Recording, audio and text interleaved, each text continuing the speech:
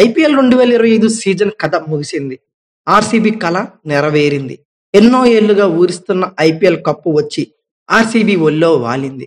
గజనీ మహమ్మద్ 17 సార్లు దండయాత్ర చేసినట్లుగా, 18వ విజయం సాధించినట్లుగా రాయల్ ఛాలెంజర్స్ బెంగళూరు జట్టు కూడా ఆర్సీబీ 17 సార్లు ప్రయత్నించి 18వ సీజన్లో 18 అండ్ కో తన తొలి ట్రోఫీనైతే ముద్దాడింది. ఈ గెలుపు కేవలం జట్టుదే కాదు, వెనకుండి పెన్ను తట్టి మెరుగుపెట్టి పట్టుబట్టి టీమును ముందుకు నడిపించిన కోచ్, మెంటార్ దినేష్ కార్తిక్ది కూడా. ఈ అపూర్వ విజయంలో అతడి పాత్ర అమోఘం, అతడి అంకితభావం అనర్వచనీయం. అయితే గత ఏడాది వరకు దినేష్ కార్తిక్ కూడా రాయల్ ఛాలెంజర్స్ బెంగళూరు జట్టులో సభ్యుడనే చెప్పుకోవచ్చు. ఐపీఎల్కు రిటైర్మెంట్ ప్రకటించిన తరువాత అతడి సేవల్ని ఆర్సీబీ మరో రూపంలో వాడుకోవాలనుకుంది. అందుకే అతన్ని బ్యాటింగ్ కోచ్గా నియమించుకుంది ఆర్సీబీ. అలాగే ధోని తర్వాత మరో గ్రేట్ ఫినిషర్ గా పేరు తెచ్చుకున్న దినేష్ కార్తిక్ ఈ ఐపీఎల్ 18వ సీజన్లో రాయల్ ఛాలెంజర్స్ బెంగళూరు జట్టు గెలుచుకునేలా చేసి కోచ్ గాను గ్రేట్ ఫినిషింగ్ అందించాడని చెప్పుకోవచ్చు. తనను ఆర్సీబీ యాజమాన్యం కోచ్ గా నియమించిన తరువాత తన ముందున్న ఆశయం ఏంటి, తన కర్తవ్యం ఏంటన్న విషయాల మీద దినేష్ కార్తిక్ స్పష్టమైన అవగాహనతో ఉన్నాడు అనటంలో సందేహం లేదు. నేను ఇప్పుడు కోచింగ్ బాధ్యతల్లోకి వచ్చా. మెగా వేలం నుంచే జట్టుకు సంబంధించి సన్నద్ధతపై అవగాహన తెచ్చుకున్నా. బ్యాటింగ్, బౌలింగ్ విభాగంపై దృష్టి సారించా. ఇప్పుడు జట్టును చూస్తుంటే బాగుంది. ఆర్సీబీలో స్వదేశీ, విదేశీ ప్లేయర్లందరినీ సమానంగా చూస్తా.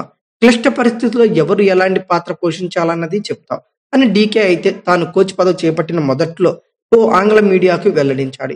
ఈ మాటలను బట్టే చెప్పొచ్చు అతను తన జట్టు విషయంలో ఎంత స్పష్టంగా ఉన్నాడు అనే దాని గురించి. ఇక అలాగే దినేష్ కార్తిక్ అద్భుతమైన ప్రతిభావంతుడు. నాకు 2022 ఐపీఎల్ సీజన్ గొప్పగా ఏమీ లేదు. ఆత్మవిశ్వాసం విషయంలో చాలా ఇబ్బంది పడ్డా. అప్పుడు పక్కనే కూర్చొని సవివరంగా నా సమస్యను చెప్పాడు. ఎలా అధిగమించాలో దానిపై అవగాహన కల్పించాడు. ఎప్పటికీ అతనికి రుణపడి ఉంటా.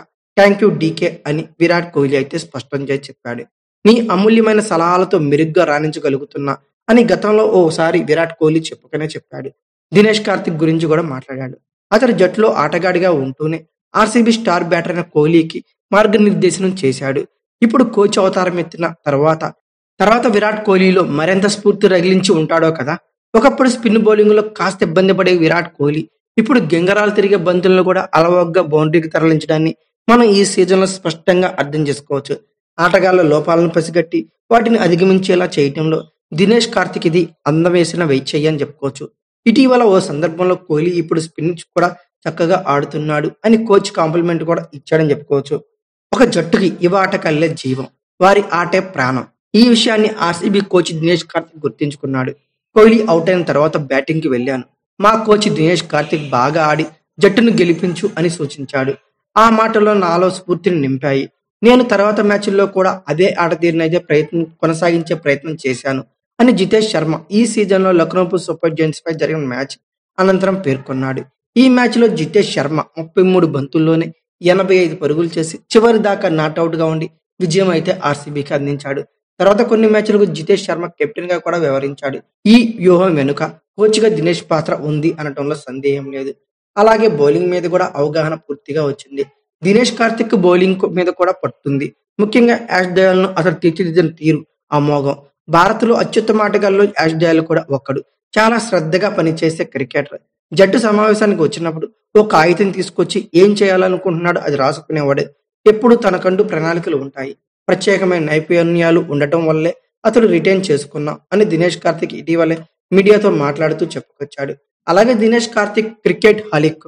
ప్రాక్టీస్ సందర్భంగా ఏమాత్రం సమయం వృధా చేయడం అతడికి నచ్చదు. తన జట్టు సభ్యులకే కాదు, ఇతర జట్టు ఆటగాళ్లను కూడా సమయం వృధా చేయొద్దని చెప్తాడు. ఢిల్లీతో ఆర్సీబీ మ్యాచ్ సందర్భంగా ఢిల్లీ క్యాపిటల్స్ కెప్టెన్ అక్షర్ పటేల్ దినేష్ కార్తిక్ ను పలకరించాడు. అప్పుడు అక్షర్ ఏదో జోక్ వేశాడు. మంచి సారథిగా ఉండు అని. ముందు నువ్వు వెళ్లి బ్యాటింగ్ లో ప్రాక్టీస్ చేయి, జోక్ చేయొద్దు అంటూ సుతిమెత్తగా మందలించి అక్షర్తో కూడా బ్యాటింగ్ ప్రాక్టీస్ అయితే చేయించాడు. దినేష్ కార్తిక్ వర్క్ కల్చర్ గురించి తెలిపే ఇలాంటి సంఘటనలు బోలెడు ఉన్నాయి.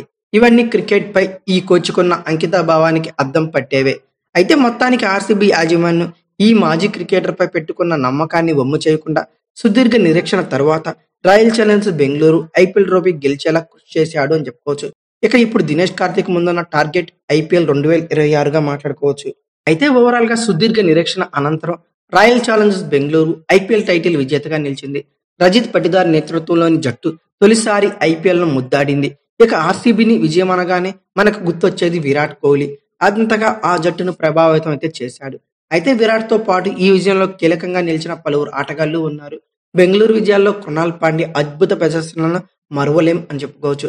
తొలిసారిగా ఆర్సీబీకి ఆడుతున్న ఈ ఆల్రౌండర్ జట్టులో కీ రోల్ అయితే ప్లే చేశాడు. ఇక ఫైనల్లో పంజాబ్ విజయం దిశగా వెళ్తున్న సమయంలో ఆ జట్టుకు పగ్గాలు వేసి నిలువరించాడు. అద్భుతంగా బౌలింగ్ చేసి 4 ఓవర్ల బౌలింగ్ చేసి 2 కీలక వికెట్లు పడగొట్టి మోస్ట్ ఎకనామికల్ బౌలింగ్ అయితే చేశాడు. కేవలం 17 పరుగులు మాత్రమే ఇచ్చాడు. పరుగుల ప్రవాహాన్ని అడ్డుకొని పంజాబ్ని దెబ్బతీశాడు. ఇక లీగ్ దశలో ఢిల్లీతో జరిగిన మ్యాచ్లో 73 పరుగులు చేసి చివరి దాకా నాటౌట్గా ఉండి ఓడిపోయే మ్యాచ్ను గెలిపించాడు. ఇక బంతితోనూ రాణించి ఈ సీజన్లో 17 వికెట్లు పడగొట్టాడు. అలాగే గత సీజన్ వరకు కోల్కతాకి ఆడిన ఫిలిప్ సాల్ట్ ఈసారి వేలంలో బెంగళూరు అయితే మారాడు. ఓపెనింగ్ బ్యాటర్ గా వచ్చి అద్భుతంగా రాణించాడు. కోహ్లీతో కలిసి విలువైన భాగస్వామ్యాలు నెలకొల్పాడు. మొత్తం 13 ఇన్నింగ్స్ల్లో 403 పరుగులు చేశాడు. గాయంతో 2 మ్యాచ్లకు దూరమయ్యాడు. అతని ప్లేస్ లో వచ్చిన జాకబ్ బీతల్ కూడా ఒక మ్యాచ్ లో హాఫ్ సెంచరీతో రాణించాడు. సో ఓవరాల్ గా బ్యాటింగ్ లో మాత్రం దిట్టని చెప్పుకోవచ్చు ఫిలిప్ సాల్ట్. ఇక ఫినిషర్ గా జితేష్ శర్మ. వికెట్ల వెనుక ఉన్న జితేష్ శర్మ జట్టులో ఫినిషర్ పాత్రను అద్భుతంగా పోషించాడు. రజిత్ పటిదార్ అందుబాటులో లేని సమయంలో 2 మ్యాచ్లకు కెప్టెన్ గాను వ్యవహరించాడు. మెయిన్లీ లక్నో సూపర్ జెయింట్స్ పై కెప్టెన్ ఇన్నింగ్స్ ఆడి 85 పరుగులతో నాట్అవుట్ గాని ఆర్సీబీని అయితే గెలిపించిన తీరైతే మహా అద్భుతంగా మాట్లాడుకోవచ్చు. ఇక తర్వాత హెజిల్ వుడ్ ఎంత చెప్పినా తక్కువే. ఈసారి ఆర్సీబీ బౌలింగ్ అంత పటిష్టంగా ఉందంటే అందుకు మెయిన్ రీజన్ హెజిల్ వుడ్ గా మాట్లాడుకోవచ్చు. ప్రత్యర్థులను నిలువరిస్తూ ఎప్పటికప్పుడు ఆర్సీబీని గేమ్ లో తీసుకొస్తూ ఈ సీజన్ లో కంప్లీట్ డామినేషన్ అయితే చూపించాడు. ఈ సీజన్ లో ఆడిన మొత్తం మ్యాచ్ల్లో గాను 22 వికెట్లు పడగొట్టి పర్పుల్ క్యాప్ రేసులో 3వ బౌలర్ గా అయితే మాత్రం ఈ జోష్ హెజిల్వుడ్ నిలిచాడు. వీరితో పాటు భువనేశ్వర్ కుమార్, యాష్ దయాల్, సుయాష్ శర్మ కూడా ఇంపాక్ట్ అయితే చూపించారని చెప్పుకోవచ్చు. ముందుగా భువనేశ్వర్ కుమార్ ఆడిన 15 మ్యాచ్ల్లో గాను 17 వికెట్లు పడగొట్టగా యాష్ దయాల్ 13 వికెట్లతో అలాగే సుయాష్ శర్మ 8 వికెట్లతో రాణించి ఆర్సీబీ విజయాల్లో ట్రోఫీ సాధించడంలో కీ రోల్ అయితే వీళ్ళు ప్లే చేశారని చెప్పుకోవచ్చు. అటు బ్యాటింగ్ ఇటు బౌలింగ్ అన్ని విభాగాల్లో అద్భుత ప్రదర్శనతో ఈసారి ఆర్సీబీ కప్పునైతే ముద్దాడింది. తమ అభిమానుల కళ నెరవేర్చి వారిని జోష్లో అయితే నింపింది అని చెప్పుకోవచ్చు. ఐపీఎల్లో అత్యంత గొప్ప కెప్టెన్ గా పేరున్న మహేంద్ర సింగ్ ధోని కొన్నేళ్ల ముందు పగ్గాలైతే వదిలేశాడు. ఈ సీజన్ కు తాత్కాలికంగా సారథ్య బాధ్యతలు నిర్వర్తించిన తనదైన ముద్ర అయితే వేయలేకపోయాడు. రోహిత్ శర్మ గత సీజన్ లో కెప్టెన్సీకి దూరం అయ్యాడు. విరాట్ కోహ్లీ తనకు తానుగా 3 ఏళ్ల ముందే పగ్గాలు వదిలేశాడు. దిగ్గజ స్థాయి ఆటగాళ్లు ఒక్కొక్కరుగా కెప్టెన్సీకి దూరమైన ఐపీఎల్లో ప్రస్తుతం యువ సారథులదే అవా అని చెప్పుకోవచ్చు. ముఖ్యంగా ఈ సీజన్ లో 2 కుర్ర కెప్టెన్లు అందరి దృష్టిని తమ వైపుకు తిప్పేసుకున్నారు. ఇప్పటికే సారథిగా తానేంటో రుజువు చేసుకున్న ఓ కెప్టెన్ ఈసారి మరంత రాటు తేలితే మరో కెప్టెన్ అరంగేట్రంలోనే అదరగొట్టేశాడు. ఆ ఇద్దరే శ్రేయస్ అయ్యర్, రజత్ పటిదార్. అయితే ఈ సీజన్ లో ఆర్సీబీ తరపున కెప్టెన్సీ చేసిన రజత్ పటిదార్ నెక్స్ట్ లెవెల్లో కనబడ్డాడు. ఇటు బ్యాటింగ్ లోనే ఆదుకుంటూ అప్పుడప్పుడు అతని టాక్టిక్స్ తో ఎదురు అపోనెంట్ టీమ్స్ కి మాత్రం కళ్ళెం వేశాడని చెప్పుకోవచ్చు. ఇప్పుడు ఓ జట్టుకి కెప్టెన్ గా అయిన రజత్ పటిదార్ తొలి సీజన్లోనే కప్పు సాధించి పెట్టడం అంటే అసామాన్యమైన విషయంగా మాట్లాడుకోవచ్చు. ఈ అరుదైన ఘనతే సాధించాడు రజత్ పటిదార్. అతన్ని ఇంకేదైనా జట్టును విజేతగా నిలిపితే మరీ విశేషంగా అనిపించేది కాదేమో కానీ ఈ తొలి టైటిల్ కోసం 18 ఏళ్లుగా నిరీక్షిస్తున్న రాయల్ ఛాలెంజర్స్ బెంగళూరు జట్టును టైటిల్ అందించడంతో దేశవ్యాప్తంగా అతడి పేరు మారిమోగిపోతుంది. కోహ్లీ 10 ఏళ్లకు పైగా శ్రమించినా సాధ్యం కానిది. కుంబ్లే, రాహుల్ ద్రావిడ్, డూప్లెసిస్ లాంటి మేటి ఆటగాళ్లు ప్రయత్నించి విఫలమైంది.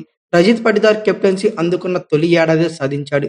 3 ఏళ్ల ముందు రజత్ పటిదార్ పరిస్థితి చూస్తే అతను ఇప్పుడు ఇలా ఛాంపియన్ కెప్టెన్ అవుతాడని ఊహ కూడా ఎవరికి వచ్చి ఉండదు.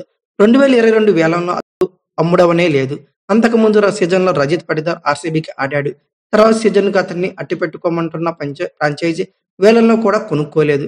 వేరే ఆటగాడు గాయపడితే ప్రత్యామ్నాయం కింద అతన్ని ఎంచుకుంది. అయితే ఆ సమయంలో జట్టులోకి వెళ్ళొద్దని అనుకున్నాడట పటిదార్. కానీ తర్వాత మనసు మార్చుకున్నాడు. సీజన్ మధ్యలో వచ్చి మెరుపు సెంచరీ బాదడంతో ఆర్సీబీ అతడి విలువను గుర్తించింది. తర్వాత సీజన్ లో గాయం వల్ల ఆడలేకపోయినా గతాడాది అతన్ని అయితే అట్టి పెట్టుకుంది. ఈసారి ఏకంగా కెప్టెన్ చేసింది.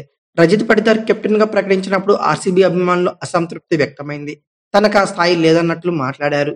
రజత్ పటిదార్ కూడా 2 ఏళ్ల ముందే కెప్టెన్సీ చేయగలన్న నమ్మకం లేదట. దీని గురించే మధ్యప్రదేశ్ కోచ్ చంద్రకాంత్ పండిట్ ఓ సందర్భంలో తెలిపాడు. అయితే 2 ఏళ్ల క్రితం మధ్యప్రదేశ్ సారథ్యం తీసుకోవాల్సిందిగా పటిదార్ని కోరాను. కానీ అప్పుడు అతను చాలా బెరుకుగా కనిపించాడు.